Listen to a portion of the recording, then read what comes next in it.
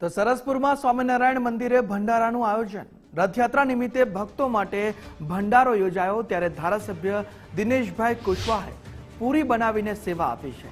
છેલ્લા 24 વર્ષથી આ ભંડારો અહીં યોજાય છે। બાપુનગર ભાજપ દ્વારા સુંદર આયોજન કરવામાં આવ્યું। રસોઈ બનાવવા સેવક બહેનો રાત દિવસ કાર્યરત। રાત્રિ દરમિયાન નાયબ મુખ્યમંત્રી હર્ષભાઈ સંઘવી પણ મુલાકાત લેવાના છે ત્યારે છેલ્લા 24 વર્ષથી આ ભંડારો યોજાય છે। સરસપુર સ્વામિનારાયણ મંદિરે જે ભંડારાનું આયોજન થાય છે તેમાં ધારાસભ્ય દિનેશભાઈ કુશવાહ ત્યાં પહોંચ્યા અને તેઓએ પૂરી બનાવી અને પોતાની સેવા આપી છે। છેલ્લા 24 વર્ષથી આ ભંડારો યોજાય છે। બાપુનગર ભાજપ દ્વારા સુંદર આયોજન કરવામાં આવ્યું અને રાત્રિ દરમિયાન એટલે કે થોડીવાર પછી જ નાયબ મુખ્યમંત્રી હર્ષભાઈ સંઘવી ત્યાં મુલાકાત લેવાના છે।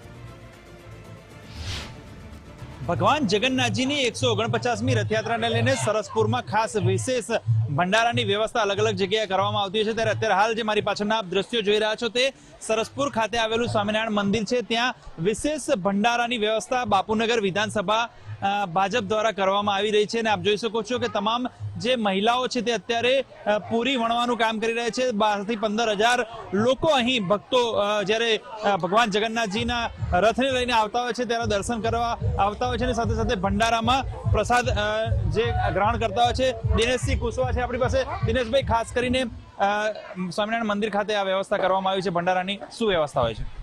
સૌને મારા દર્શકોના જય રણછોડ, જય જગન્નાથ।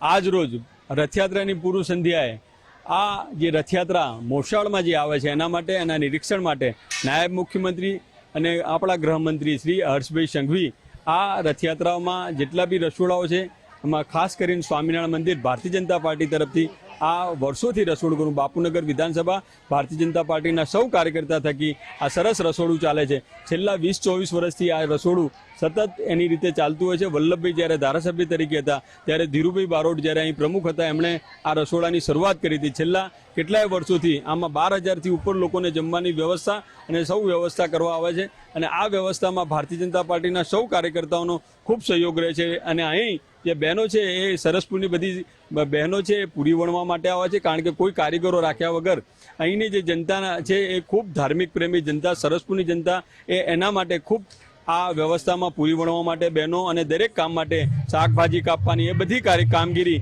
એ ધાર્મિક પ્રેમી જે બહેનો છે બહેનો થકી કરવામાં આવે છે અને અહીં ભજન સંધ્યાનું ખૂબ સારું આયોજન કરવામાં આવ્યું છે। એટલે ભારતીય જનતા પાર્ટીના સૌ અમારા દર્શનાબેન, અમારા શહેર પ્રમુખ અને પ્રદેશ પ્રમુખ અને આખી ટીમ, કોર્પોરેશનની મેયર શ્રી હિતેશભાઈ અને સ્ટેન્ડિંગ કમિટી કમલેશભાઈ સૌ લોકો આ રસોડાઓની મુલાકાતે આવવાના છે।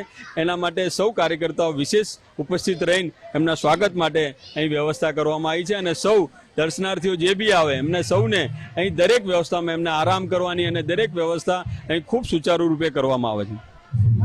વિશેષ ભારતીય જનતા પાર્ટી અને બાપુનગર વિધાનસભા દ્વારા આ આખા જે ભંડારાનું આયોજન કરવામાં આવ્યું છે છેલ્લા 25 વર્ષથી આયોજન કરવામાં આવ્યું છે અને ખૂબ જ સુંદર આયોજનમાં લોકો 12,000 થી 15,000 લોકો અહીં જમે છે। ત્યાર પછી મનીષ દવે સાથે સચિન કડિયા।